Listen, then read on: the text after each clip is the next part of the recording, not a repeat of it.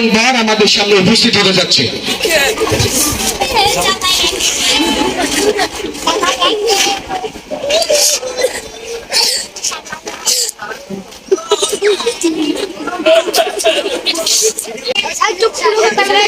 আসসালামু আলাইকুম ওয়া রাহমাতুল্লাহি ওয়া বারাকাতুহু।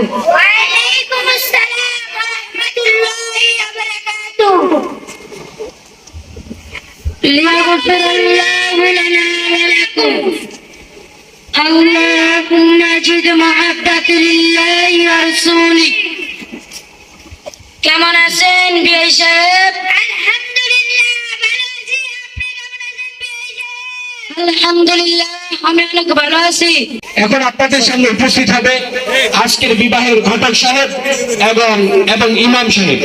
ঘটক সম্মানিত উপস্থিতি, আমাদের মাঝে এখন উপস্থিত হতে যাচ্ছে আজকের বিবাহের ইমাম সাহেব এবং ঘটক সাহেব।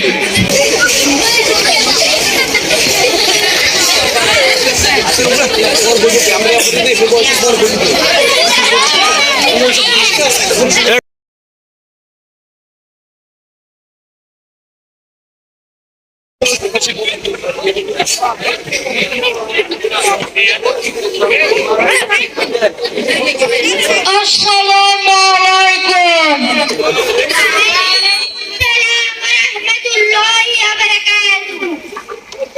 আসসালামু আলাইকুম ওয়া রাহমাতুল্লাহি ওয়া বারাকাতুহু। ওয়ালাইকুম আসসালাম ওয়া রাহমাতুল্লাহি ওয়া বারাকাতুহু।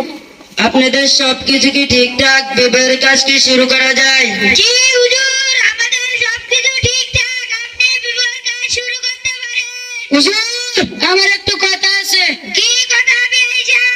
আমি আপনি বলেছিলেন আমার ছেলেকে 2 লক্ষ টাকা যৌতুক হিসেবে দিবেন এবং একটা উন্ডা, একটা ফ্রিজ এবং জিয়ারি জামার আংটি সহকারে ফার্নিচারের যত যাবতীয় খরচ আছে সব আপনি আমার ছেলেকে যৌতুক হিসেবে দিবেন। তাই কিসে তো দিলেন না? নাউজুবিল্লাহ, এটা কি বললেন ভাই আপনি? যে যৌতুকের কারণে আজকে আমাদের মা বোনেরা কলঙ্কিত এবং যে যৌতুকের কারণে সারা বাংলাদেশের ঘরে ঘরে আমাদের মা বোনেরা নির্যাতিত এবং যে যৌতুকের কথা কোরআন হাদিসে স্পষ্টভাবে হারাম ঘোষণা করা হয়েছে, সেই যৌতুকের কথাই বললেন ভাই আপনি? হুজুর, আমরা তো এই কথাগুলো আলেম ওলামাদের কাছ থেকে শুনে এসেছি, কিন্তু কখনো আমল করি নাই। হুজুর, আমি বুঝতে পেরেছি, আমি আর কখনো যৌতুক নেব না এবং আমার মেয়ের বিবাহ দেওয়ার সময় আর কখনো যৌতুক দেব না।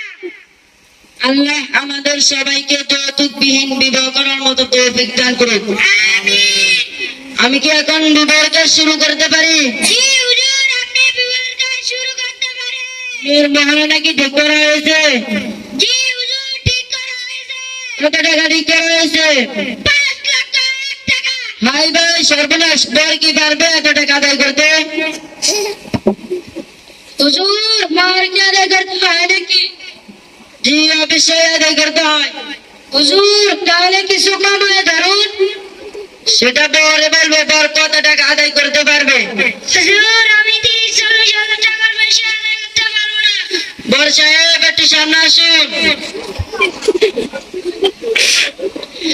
তোমার গলায় গেলে কি, হাতে গেলে কি, মাথায় গেলে মুকুট, কি বলে টাকা সব? হুজুর, এগুলো ছাড়া তো বিবাহ সম্পূর্ণ হয় না। কে বলেছে সম্পূর্ণ হয় না? এগুলো মুসলমানদের কাজ না, এগুলো হিন্দুদের কাজ। হাতের বাচ্চা এবং মাথার মুকুট খুলে আমাদের নবী হযরত মুহাম্মদ মুস্তাফা সাল্লাল্লাহু আলাইহি ওয়াসাল্লামের সুন্নতে পাকি বাঁধিতেন।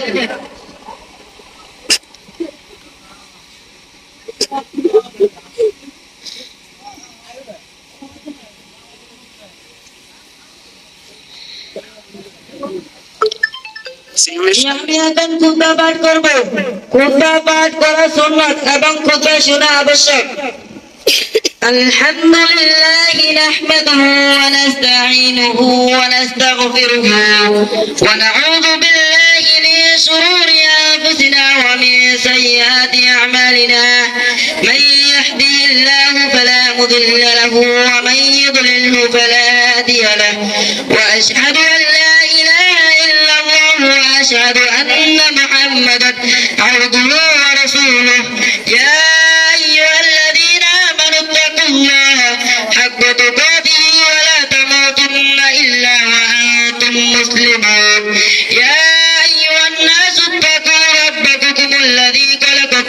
نفس واحدة وخلق منها زوجها وبث منهما رجالا كثيرا ونساء اتقوا الله الذي تساءلون به والأرحام إن الله كان عليكم رقيبا يا أيها الذين آمنوا اتقوا الله وقولوا قولا سديدا يصلح لكم أعمالكم ويغفر لكم ذنوبكم ومن يطع الله ورسوله فقد فاز فوزا عظيما ورسالة الشماسون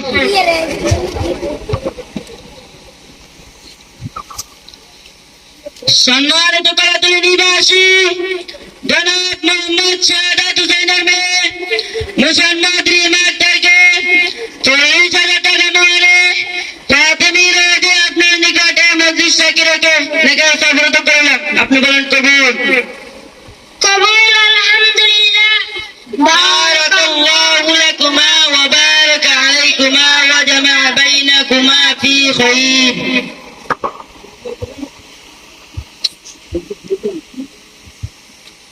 জামাই সাহেব একটু উঠুন, ঘরের ভিতরে অনেকজন মহিলারা নতুন জামাইকে দেখার জন্য অপেক্ষা করছে। নাউজুবিল্লাহ, এটা কি বললেন ভাই আপনি? একজন পুরুষ 14 জন মহিলা ছাড়া আর কাউকে দেখা দিতে পারবে না, এবং একজন মহিলা 14 জন পুরুষ ছাড়া আর কাউকে দেখা দিতে পারবে না। একজন পুরুষ 14 জন মহিলাকে দেখা দিতে পারবে, তারা হলো মা, দাদি, খালা, বোন, নাতিনি, পুতিনি, নানি, ফুফু, শাশুড়ি, সহধর্মিণী, দুধমা, দুধ বোন, ভাতিজি, ভাগিনী। এবং একজন মহিলা যে 14 জন পুরুষকে দেখা দিতে পারবে, তারা হলো বাপ, দাদা, পুত ভাই, ভাতিজা, ভাগিনা, দুধ ছেলে, দুধ ভাই, আপন চাচা আর বাবা, স্বামী, শ্বশুর, নানা, নাতি, পুতি। এ হলো 14 জন পুরুষ। এরা যারা আর কাউকে দেখা দিতে পারবে না। কোরআনের কথা মেনে চললে গুনাহ হবে না।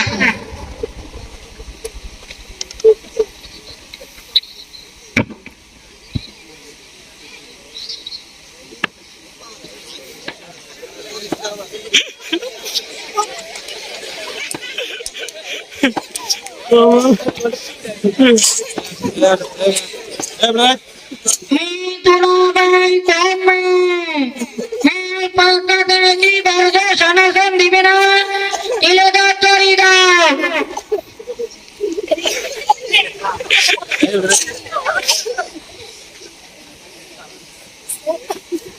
কি করছেন ভাই আপনি? হুজুর, মেয়ের পক্ষ থেকে বরকে স্বর্ণের চেইন গিফট করছি। হাদিস শরীফে আছে কোন পুরুষ স্বর্ণ এবং স্বর্ণের চেন ব্যবহার করা হারাম। হুজুর, আমার বুঝে আছে আমি আর কোনো বরকে স্বর্ণের চেইন এবং স্বর্ণের আংটি গিফট করব না। আল্লাহ আমাদের সবাইকে হারাম কাজ থেকে বিরত রাখার মতো তৌফিক দান করুন। আমিন।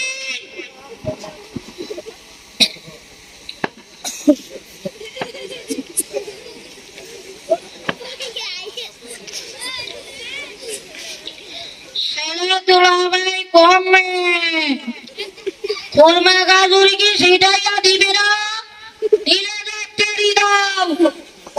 স্বামী কিন্তু আপনারা সবাই ধৈর্য সহকারে বসুন। বিবাহের কাজ সম্পূর্ণ হওয়ার পরে কোরমা খাজুর ছিটে দেওয়া সুন্নাত, এবং আপনাদের সবার জন্য কিছু কোরমা খাজুরের ব্যবস্থা করা হয়েছে।